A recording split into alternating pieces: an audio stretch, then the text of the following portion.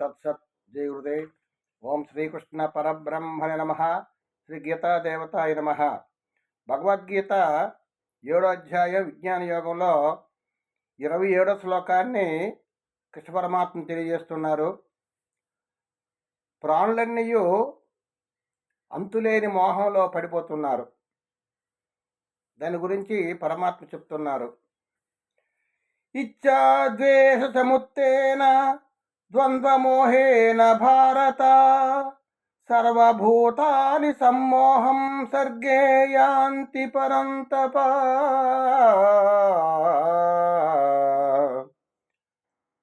భరతవంశమైనటువంటి ఓ అర్జున,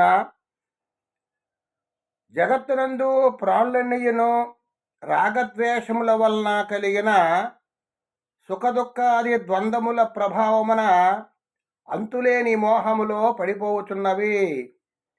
జగత్తునందు ప్రాణులన్నీయును, ముఖ్యంగా మానవులు రాగద్వేషముల వలన కలిగిన సుఖదుఖాదులు, రాగము ద్వేషము, ప్రతి ఇంద్రియముల యందు రాగద్వేషాలు ఉంటాయి. రాగం అంటే కోరిక, ఆ కోరిక తీరకపోతే ద్వేషము. రాగద్వేషాలు ఉండడం వల్ల సుఖదుఖాలు ఏర్పడతాయి. ఎవరికి రాగద్వేషాలు ఉండవో వారికి సుఖదుఖాలు ఉండవు. వీటిని ద్వంద్వములు అంటారు. సుఖదుఖములు, లాభనష్టములు, జయాపజయములు, ఇష్టాయిష్టములు, శత్రువు మిత్రువు, మానము అవమానము, ఇవన్నీ కూడా ద్వంద్వాలు. వాటి యందు సమభావంతో ఉంటారు ఎవరు? జ్ఞాని. ఈ విధంగా ఈ జగత్తునందు ప్రాణులన్నయో రాగద్వేషముల వల్ల కలిగిన సుఖదుఖాది ద్వంద్వముల ప్రభావమున, రాగద్వేషములు అన్నిందరికి కూడా ఉంటాయి. ప్రతి ఇంద్రియము కూడా రాగద్వేషం ఉంటాయి. ఇప్పుడు చెవితో మనం విన్నాం, రాగద్వేషాలు ఉంటాయి. చెవి. కన్నుతో చూస్తున్నాం, చూసే ప్రతి వస్తువులో కూడా రాగద్వేషాలు ఉంటాయి. ఆడే మాట కూడా రాగద్వేషాలు ఉంటాయి. ఆ విధంగా రాగద్వేషాలు ఉండడం వల్ల ప్రతి మనిషికి కూడా సుఖదుఖాలు కలిగి ఉంటాయి. అటువంటి వారు అంతులేని మోహములో పడిపోవచ్చున్నారు. అంటే మనము ఒక దానికి విచారణ చేయాలి. మన ఇంద్రియములలో రాగద్వేషాలు ఉన్నాయా లేవా అని చూసుకోవాలి. మనం రాగం అంటే కోరిక. ప్రతి విషయాన్ని మనం అనుభవిద్దామని, చూద్దామని, మాట్లాడదామని, అనేక రకాల భోగభాగ్యాలు అనుభవిద్దామని, ఆ విధంగా ఎవరైతే ఆశిస్తారో వారికి సుఖ దుఃఖాలు రెండు ఉంటాయి. ఒకప్పుడు సుఖంగా ఉంటుంది, ఒకప్పుడు దుఃఖంగా ఉంటుంది. ఈ సమాజంలో సుఖ దుఃఖాలు అనేది కూడా సామాన్యం అయిపోతున్నాయి. ప్రతి ఒక్కరికి కూడా సుఖ దుఃఖాలు వస్తూనే ఉంటాయి. భగవంతుడు ఏం చెప్తుండంటే, సుఖము కలిగినప్పుడు స్పృహ లేని వాడును, దుఃఖము కలిగినప్పుడు దుఃఖే సనుద్విగ్నమన సుఖేసి విగత స్పృహ. దాని ఎందు కూడా మనం సుఖదుఖాదులు ఎందు సమభావన కలిగి ఉండమన్నారు. మనకిప్పుడు సుఖం కలిగింది, తర్వాత దుఃఖం కలుగుతుంది. ఈ దుఃఖాల్లో ఉన్నాం, ప్రతి ఒక్కరు కూడా దుఃఖాల్లో ఉన్నాం అనుకోండి. తర్వాత ఏదో మూలంగా మనకి సుఖం వస్తుంది. ఇప్పుడు సుఖాల్లో ఉన్నాం, ఆనందంలో ఉన్నాం, ధనధాన్యాదులతో ఆనందంగా ఉన్నాం.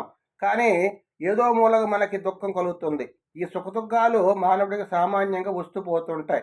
దాని యందు తితిక్షస్స భారత, దాన్ని ఓర్చుకోనాయన అన్నారు. ఏంటంటే ఆగమాపాయన అనిత్యస్తాం. ఇవి రాకపోగలగలవి, సుఖదుఖములు రాకపోగలగలవి. ఇవి నిత్యంగా ఉండవు, అశాస్త్రమైనవి. కాబట్టి దీన్ని ఓర్చుకొను అని చెప్తున్నారు భగవంతుడు. ఆ విధంగా జగత్తునందు ప్రాణులన్నీను రాగద్వేషం వలన కలిగిన సుఖదుఖాది ద్వంద్వముల ప్రభావమున, సుఖదుఖాదులను మనకి ద్వంద్వాలు ఉంటాయి.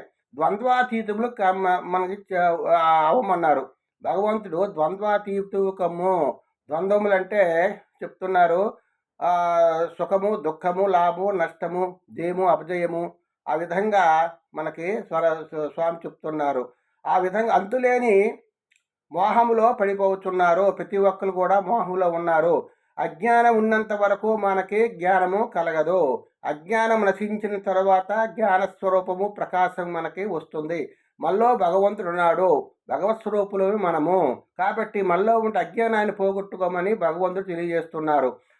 భగవంతుడు తెలిసినటువంటి ఏ విధంగా చెప్తున్నారంటే, సత్సాంగత్యం వల్ల, సత్పురుషుల సహవాసం వల్ల, సద్గ్రంథం పఠించడం వల్ల, ఒక మంచి వాళ్ళతో మనం ఉండడం వల్ల అనేక రకాలమంటే మనం వేషధాసాలు లేకుండా, భోగభాగ్యాలు అనుభవించాలనే కోరిక లేకుండా, నిరంతరము కూడా సంతృప్తితో ఉండి, ఎవరైతే నిరంతరము కూడా భగవన్నామస్మరణ చేస్తూ, ఎవరైతే భగవంతుని యందు మనసు నిలిపి నిరంతరము ధ్యాన దృష్టిలో ఉండి, ఇదంతా కూడా భగవంతుడిదే, నాలో ఏమీ లేదు, నేను నిమిత్త మాత్రుని అని భావం చేసుకొని సంతృప్తితో ఉండి బ్రహ్మానందాన్ని పొందుతూ ఉంటే వారు జ్ఞానాన్ని పొంది బ్రహ్మానందాన్ని ఇప్పుడు కూడా శాంతియుతంగా వారు ఉంటారని భగవంతుడు తెలియజేస్తున్నారు.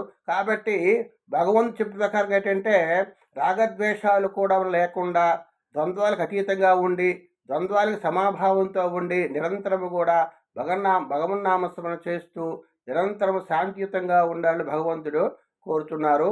హరి ఓం తత్సత్. జై గురుదేవ్. ఓం నమో నారాయణాయ. లోకా సమస్త సుఖినో భవంతు.